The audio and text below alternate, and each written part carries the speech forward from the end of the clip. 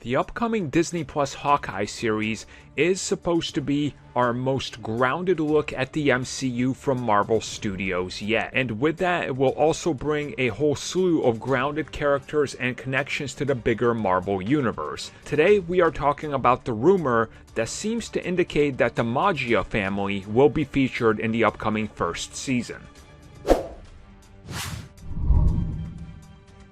So the best way that I can describe the Marvel underground crime syndicates and all that is sort of like a more hardcore comic-ified version of the New York mafia scene, specifically one that dates all the way back to the 70s, because that's still what they're largely basing it on.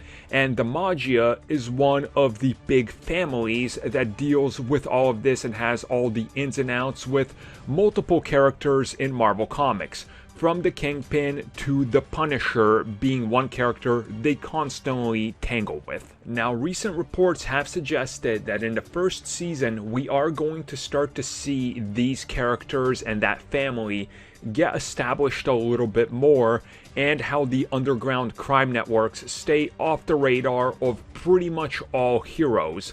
Which again does make sense. You would have to think that if you're some of these guys who live in a world with Marvel superheroes, and quite literally Iron Man is out there or was out there, you have Captain America running around the streets, and you just saw everything that's happening in New York, you probably want to stay off the radar. And with them bringing in elements from the Netflix shows and introducing Echo, it's definitely going in a more grounded route, to say the least. So with that in mind, introducing the Maggia seems like a good idea to bring them in as a villain faction, and then down the road expand upon using some of their more notable crime syndicate associates and characters, like for example Hammerhead, or maybe even Tombstone for all we know. And I think again there is a lot here.